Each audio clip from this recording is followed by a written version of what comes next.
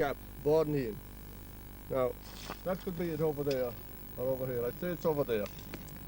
It is 400 feet over sea level. It has 373 acres. In 1838 it had. It belonged to Sir W. Palmer. His agent was P. Nolan of Moyne. It had 120 acres of uncultivated land.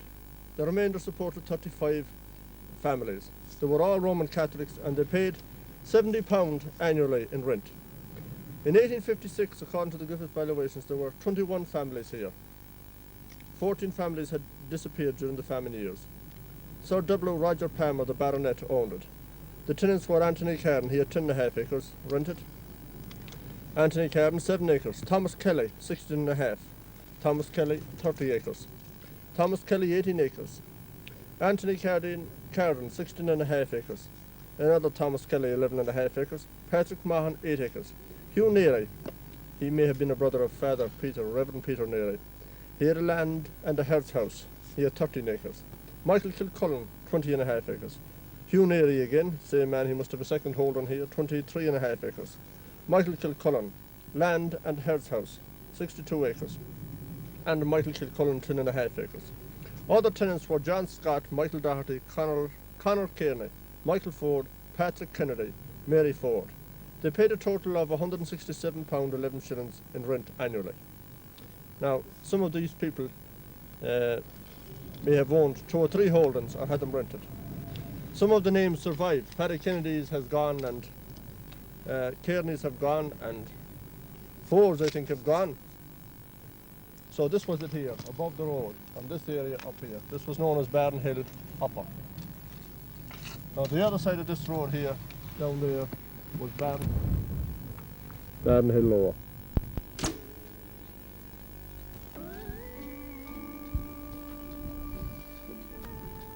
Now this here is a mound of earth which once I suppose could have been the passageway. Yes, it certainly looks very like it. Well, passage graves would date from about 2500 BC down for maybe 400 or 500 years, maybe more. They had a kind of a curve, a ring round them. That now would be the centre of it, where the burials took place, and there were usually cremations. Yeah. Now that's still the centre. You see in the distance now at the far edge, that would be some of the curbstones, or that possibly is a capstone that rolled down when the mound was a round hill in those days. Yes. Yeah, a round hill of stones. Yeah. Denuded by farmers or other people looking for. Yes, and weathering I suppose too would have washed some of it away. Now there's part of the curve again now. And some of those stones are moved out of position. They should be in a kind of a circle or in an oval. Yeah, the entrance was from here, I'd say, going in from this side, yes. East to west, in there to the centre. Yeah, well that's generally the way they. Yeah. And this one was not marked now by O'Donovan, I don't think, or on the present day maps it's not marked, this particular passageway. Well, I'd say that's well worth investigating, because I'm sure there would be some kind, possibly pottery, bone pins, or maybe human remains. Yeah. Now that's the boundary going over towards Carrickmacsean and Lissadrone. It's all a boggy area here. No, but the fact that there's a burial mound there would mean that it was inhabited for at least 1,000 years, and maybe 2. Yeah. Some of the first, and these are some of the ancient roads that were here in about 1838. There was a big population here before the famine, living in these hard conditions. And before the climate changed, when that was pasture land, or arable as they call it, it would have supported a bigger population still. Yeah, I suppose so. Yes, and that mound, that burial place, is it a kind of proof positive, if you like, that there were a large number of people in the area. Oh, yes. Maybe not on the hill, but certainly in the district. Yeah. Well, these are the roads used by the tenants and small farmers in those days, 1838, before the famine, and possibly after the famine. And they had very poor land for living in. This is Knockbaha now, also about 400 feet over sea level.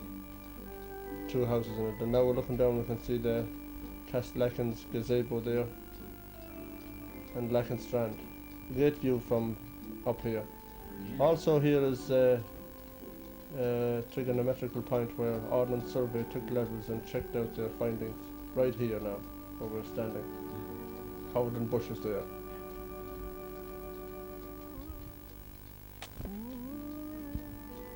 Now he would be standing there on the mound, the highest point of Barnhill, probably the place that gives its name, or yes, gives the name Báirnín. The little top or the little gap, probably the little top to Barnhill.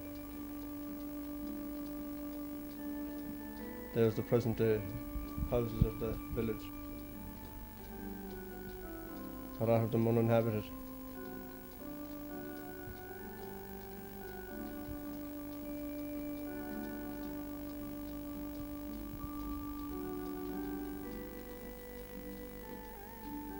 And there's the Palmerstown River running out there by Cartoon and Killala Bay in the background.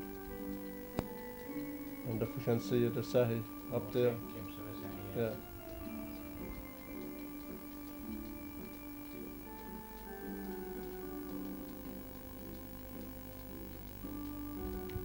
And one of the many roads in it still being used, I think, this one.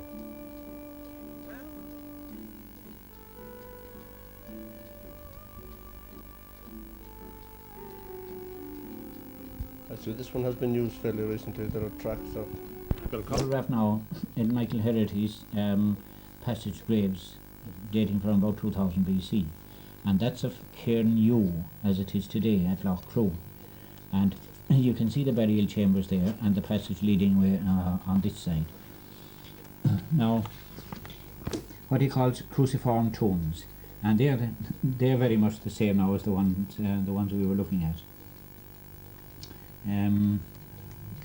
All of these are different variations, and then in later times they kind of went away into this shape. Yeah. Now this is a photograph now of the mound at Douth, and of course the one we're talking about now in Barnhill wouldn't be anything like the size of that one, but it would be the same general shape. And there would be this mound of earth and stones and so on piled up over the burial plot, or over the burial spaces. And the entrance would be over here on the right hand side, wouldn't it? We're looking at there. That's right. And these were denuded by farmers or other people that needed the stones. Yes. Later on. You know, the rain and the frosts and everything else over the years, because in 2000 years there would be a fair amount of erosion. And then there was a change in climate too in the meantime. Well, it'll never leave it in the position that burial ground we're looking at there would be in. Like these stones, they were all hooked up, and the whole mound round the edge was uprooted, wasn't it? Part of it is in position, all right, but some of the stones are displaced, all right, you can see that. Yeah. But they were too big to roll very far. Yeah. Well, the useful stones, I suppose, were taken away for drainage or roads or whatever. There are a lot of little roads up here. That's it, or field fences. Or other likes. Coming back again now to this photograph of Lough Crew, the burials were in here in these chambers, and now in this one you can see there are divisions, and they would be cremated and the bones then would be deposited here. Yeah. And over 1,000 years, or maybe 2,000 years, these places were still used for burials, and there would be what they call in dictionary terms ordinary inhumations afterwards, down to Christian times, I would think. The reason we're doing this is Barnhill looks something like this. Yes. Yeah. And this kind of thing could have gone on there over 2,000 years BC. Yes. Yeah. And possibly for 1,000 afterwards too. Yeah. Oh yes, for a long period there, but like it was populated, I'd say, about that time, or maybe earlier. But the similarity is remarkable. Yeah. So much so that you could nearly say positively that it's one of these, or more than likely one of those anyway. Yeah, the passage grave. Passage, yes. Yes, a cavern too.